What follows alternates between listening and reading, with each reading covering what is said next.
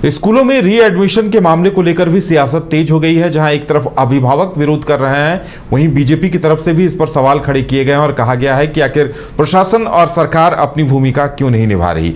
देखिए, बाबूलाल मरांडी लिखते हैं कि नया शैक्षणिक सत्र आरंभ हो चुका है और देखिए, इस मसले को लेकर झारखंड में जब बजट सत्र चल रहा था उस दौरान भी सदन के अंदर खूब हंगामा हुआ था। मंत्री रामदास सोरेन ने कहा था कि इस पूरे मामले को वो खुद देखेंगे और इसे लेकर अभी 5-6 दिन पहले एक बैठक बुलाई गई थी जिसमें सदन में जितने भी सवाल शिक्षा विभाग को लेकर उठे थे उन सवालों पर चर्चा की गई थी। हमारे साथ मदन है। मदन, देखिए, इस मसले पर जहां एक तरफ अभिभावक परेशान है, विपक्ष आवाज उठा रहा है, वहीं सत्ता पक्ष क्या कर रहा है, क्योंकि विपक्ष भी सवाल यही पूछ रहा है।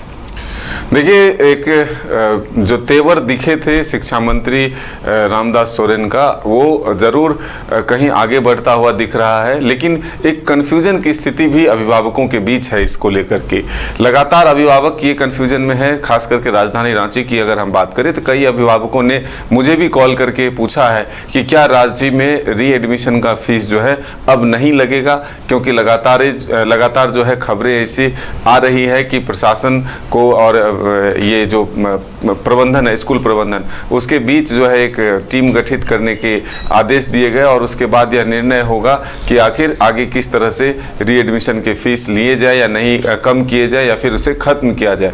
तो ये चीज़ें जो है अब एक कन्फ्यूजन की स्थिति बनी है। अब इसको लेकर के बीजेपी के प्रदेश अध्यक्ष और नेता प्रतिपक्ष बाबूलाल मरांडी ने सरकार पर निशाना साधा है कि स्कूलों की मनमानी इतनी बढ़ती जा रही है कि वो फीस में भी बढ़ोतरी कर रहे हैं और रीएडमिशन के नाम पर जो है मोटी रकम वसूल रहे हैं। ऐसे में सरकार सिर्फ आदेश नहीं बल्कि इसे सख्ती से लागू कराने की कोशिश करे, तभी जाकर के ये रुकेगा।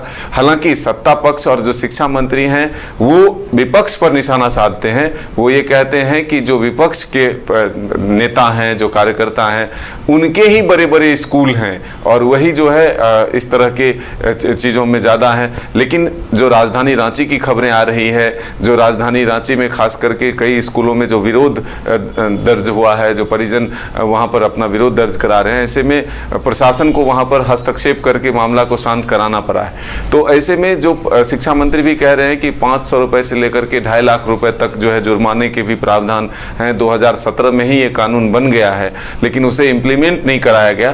तो वो कह रहे हैं कि हम इसे सख्ती से लागू जरूर कराएंगे, लेकिन अब देखना होगा कि वो कब तक आदेश जो है हकीकत में बदलता है। सिर्फ आदेश कागज के पन्नों पर ही सिमट करना रह जाए, इसका इंतजार है। बिल्कुल, बाबूलाल मरांडी ये सवाल भी उठा रहे हैं कि शिक्षा मंत्री आदेश तो दे रहे हैं, रोक लगा रहे हैं, लेकिन अलग अलग तरीकों से पैसे वसूले जा रहे हैं अभिभावकों से।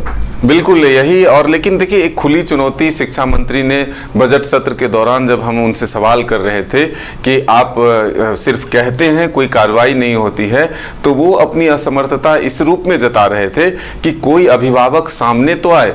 यानी कि अभिभावक सिर्फ विरोध करते हैं लेकिन लिखित शिकायत जो है वो सीधे तौर पर नहीं देते। उनको ये डर लगा रहता है कि बच्चों का नाम जो है, उनके बच्चे का नाम स्कूल प्रबंधन जो है कहीं काट न दे, बच्चे को बाहर का रास्ता न दिखा दे। इस डर से कोई लिखित शिकायत शिक्षा विभाग या फिर अधिकारियों तक नहीं पहुंचाते हैं, जिसके वजह से विभाग को भी कार्रवाई करने में जो है कहीं ना कहीं दिक्कत होती है। तो ये जो एक मैसेज है ये है कि अगर किसी को परेशानी है तो वो शिक्षा विभाग को और शिक्षा मंत्री को लिखित तौर पर शिकायत दर्ज कराएं, बजाबते स्कूल प्रबंधन के नाम उसमें अंकित हो। तब वो ये आश्वस्त जरूर कर रहे हैं कि मैं कानून लेकर बैठा हूं, कोई शिकायत तो लेकर आए, मैं कार्रवाई करने को भी तैयार हूं। चलिए, देखने वाली बात ये होगी कि विपक्ष जिस तरह से सवाल उठा रहा है और शिक्षा मंत्री की तरफ से एक बात कही जा रही है कि आप शिकायत लेकर आएं, कार्रवाई होगी। तो देखने वाली बात यह होगी कि इसका असर स्कूलों पर दिखाई देता है या स्कूल ऐसे ही अभिभावकों से रीएडमिशन के नाम पर और इन तमाम चीज़ों के नाम पर पैसे वसूलते रहते हैं। ये देखने वाली बात होगी। फिलहाल इतना ही, हमें दीजिए इजाजत और आप देखते रहिए न्यूज़ बाइस्कोप। नमस्कार।